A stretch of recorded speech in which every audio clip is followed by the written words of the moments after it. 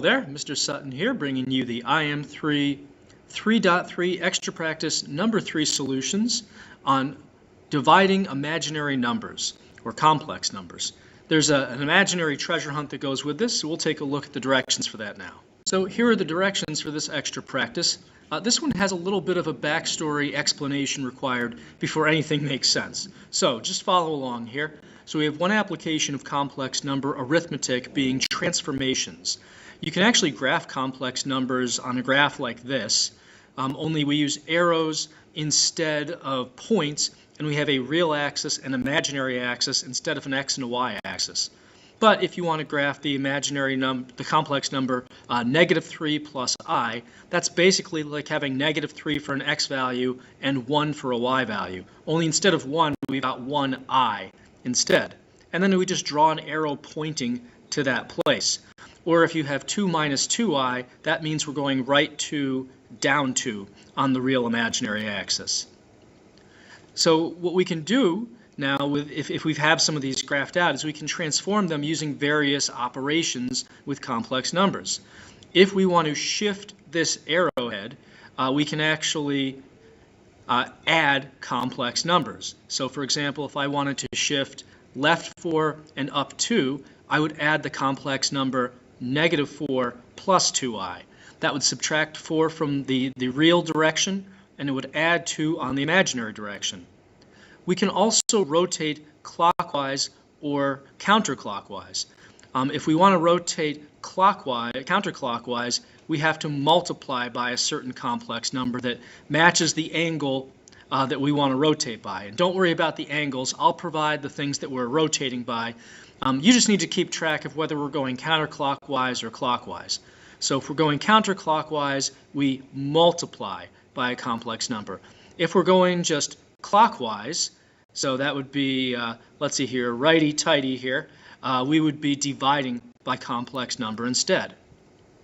So we're going to be doing all three of those operations. Adding, multiplying, dividing, subtraction will get thrown in there as well. That's basically like adding. So now what we're going to do is we're going to start with this arrowhead that's pointed to where we are, somewhere, at least the author of this is somewhere in the Boston area. So let's say that that's Boston right there. So your clue here, your task is to figure out what complex number we're starting with based on this arrowhead, and then follow the directions on the following page to reposition this arrow so that it points somewhere else, and maybe name that country if you can. So moving on to the next page, here's our directions. So we have our starting number. That's the first thing you're going to have to figure out, our complex number that we're pointing to. Then we're shifting right 3, up 5, and you can read the rest of these out. And then finally, after all these, we want our final number. So let's give this a shot. All right, let's go through this treasure map one thing at a time. Our first problem was to figure out where we were in terms of complex numbers. So looking at my arrow here, on the real axis, I'm 1, 2, 3, 4, 5, 6, 7, 8, 9 back. So this is going to be -9 for the real part of that, and we're 1, 2, 3, 4 up from the real axis on the imaginary axis. So this is going to be -9 plus 4i. So now our first actual directions is we had to shift right 3 and up 5. So starting with our starter point, -9 plus 4i, in case you forgot it, if we're going to shift, we have to be adding. And if I'm going right 3, I'm going to be adding a +3, and up 5 would be a plus 5i. So to actually add these, I can just drop the parentheses. So there we go for the first one and the next one. And I can drop the parentheses because I have an invisible 1 being distributed there. So now I just combine the like terms. -9 plus 3 is -6, and then 4i plus 5i gives me +9i. So this is where we are, wherever that location is, after we shift right 3, up 5. We're not going to map it out each time, though. We're just going to keep track of this with the imaginary complex numbers, and then at the very end, we'll see what the new arrowhead looks like. For my next set of directions, I have to rotate counterclockwise by -5 plus 2i. So I've got my point that I just got from doing the second part of directions. That was that negative 6 plus 9i that I just got. And now I have to, since I'm going clockwise, counterclockwise rather, that means I have to multiply by this complex number. And to do that, I just need to FOIL this out. So we have negative 6 times negative 5 is 30. Negative 6 times 2i is negative 12i. 9i times negative 5, that's going to be minus 45i. And then finally 9i times 2i, that's going to be 18i squared. But we have to simplify this until we only have a real and or complex number, an imaginary number. Can't have all this stuff. So this 18i squared, since I squared is really negative 1, this is a negative 18 out there. And now I can just combine like terms. 30 minus 18 is 12. Negative 12i minus 45i, that's going to be negative 57i. And that's what I'm going to be moving on to the next set of directions with. Now we are shifting left 5 and up 66. So here's the point I got from my last problem, 12 minus 57i. If I'm going left 5 and up 66, I'm going to be adding since I'm shifting. And left 5 means I have to do a negative 5 there. Up 66 means positive 66i. Getting rid of those parentheses, let me combine like terms. We have 12 plus negative 5, that's going to be 7. Negative 57i plus 66i is going to be a positive 9i. And that's what I'm moving on with. For this next problem, I need to rotate clockwise by 1 minus i. On our last problem, we ended up with 7 plus 9i. So to rotate clockwise, remember, we have to actually divide by the complex number. So this is all going to be divided by 1 minus I. And this is a little bit more work since we have to get rid of the I in the denominator. And we have more than just an I down there. We're going to have to multiply by the conjugate of 1 minus I. That's 1 plus I over itself. Now when we're multiplying this out, remember we have an invisible parentheses around the 7, the plus 9i, and all the rest of these. That's just how fractions work. So distributing, FOILing in the numerator now, we've got 7 times 1 is 7. 7 times I is plus 7i. 9i times 1 is plus 9i. And 9i times I is just plus 9i squared. So that's not so bad. In the denominator, this is an a minus b, a plus b situation. So you just have to square the first and the last thing and stick a minus between them. 1 squared is, well, just 1. I squared is I squared, so we're doing minus that. And let's clean this up a little bit now. In the numerator, this 9i squared is really a negative 9. And in the denominator, this minus I squared is really a plus 1, because I squared by itself is negative 1, and we're subtracting that. So 1 plus 1. Combining some like terms, we've got in the numerator 7 minus 9 is going to be a negative 2. 7i plus 9i is plus 16i. And all of that's getting divided by 1 plus 1, which is 2. We can simplify a little bit further. Negative 2 divided by 2 is going to be negative 1. And then 16i over 2 gives me a plus 8i. So that's what I'm carrying through to the next set of directions. To keep going, I have to rotate counterclockwise by 8i. So my starting place from the last problem was negative 1 plus 8i. If I'm going counterclockwise, I'm multiplying. So that's going to be times 8i. And I'll just stick that over on the right side, but you could have it on the left side. It doesn't really matter. Either way, you need to distribute this 8i to both terms in there. So 8i times negative 1 is negative 8i. 8i times 8i is going to be a plus 64i squared.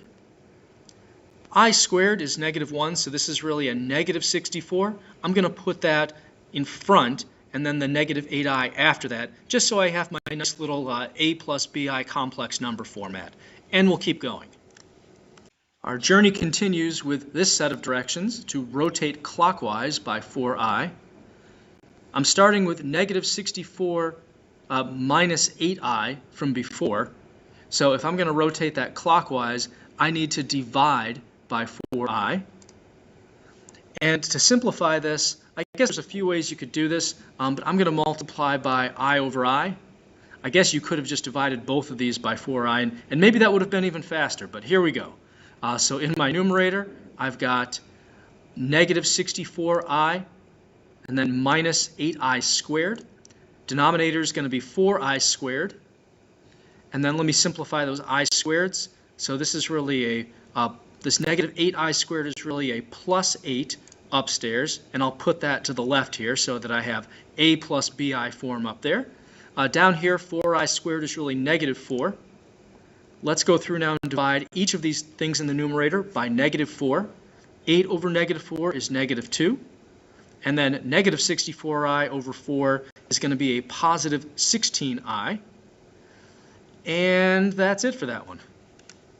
Our next step is to shift right 77 and down 16. So I have my point from the end of the last problem. It was negative 2 plus 16i. And if I'm shifting, I'm adding. Right 77 means positive 77. Down 16 means we have to have negative 16i. Getting rid of my parentheses on both of those and combining like terms, negative 2 plus 77 is 75. And then we have 16i minus 16i.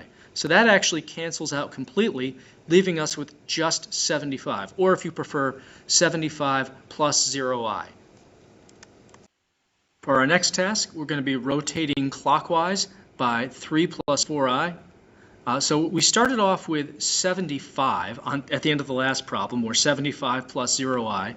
To rotate clockwise, remember we have to divide. So we're dividing by 3 plus 4i, that whole thing. And in case you thought you were getting off easy because you just had 75, it's going to be a little trickier because we're dividing by this. So just like we did before, we're going to multiply by the conjugate if we have two terms in the denominator. So we're doing 3 minus 4i over itself. That's our multiplier. For my numerator, distributing this 75, 75 times 3, that's going to be, I believe, 225. And then 75 times negative 4i, well, let me think. 225 plus another 75 is 300. So this is negative 300i. Downstairs, we just square the two things and put a minus between them. 3 squared is 9.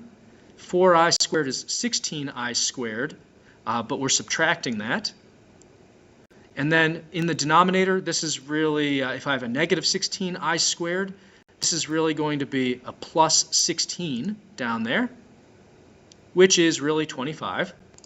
So not really huge changes from step to step here. But now I'm going to divide each of these by 25 to fully simplify it. 225 over 25. That's going to be, I believe, 9. It's like if you have $2.25, that's 9 quarters. And then this is like having $3, that's going to be 12 quarters, so minus 12i. We only have a couple directions left. The treasure hunt is almost over. Now we're rotating counterclockwise by negative 3 minus 7i. So I'm taking my point from the end of the last one, which was 9 minus 12i. And now, since I'm going clockwise, I have to multiply by negative 3 minus 7i. Foiling this out, we have 9 times negative 3 is negative 27. 9 times negative 7i, that's going to be negative 63i. Negative 12i times negative 3, positive 36i. And then negative 12 times negative 7i, that's going to be, let's see, I think 84, positive 84i squared. I'll just simplify that thing at the end there to a negative 84, because again, I squared is really negative 1. And now let me combine some like terms. Negative 27 minus 84, so let's see, 84 plus 27, that would be 111, so negative 111 for the real number. And then this is like having in the middle here 63 minus 36 and make it negative. So that's going to be, is it 27? I think it's 27. Yep, minus 27i. All right, so we are on to the final part of our directions, which is to shift right 117 and up 29. So we started off with negative 111 minus 27i. Shifting means we're adding, and right 117 means positive 117. And up 29 means positive 29i. So it's not super complicated what they're asking us to do on the very last step. But if you messed up any of the preceding steps, you probably won't get the right answer by doing this. So getting rid of our parentheses, we have negative 111 plus 117. I'm not even going to bother getting rid of the parentheses at this point. So that's going to be 6 for the real part of that. And then negative 27i plus 29i, that's going to be positive 2i.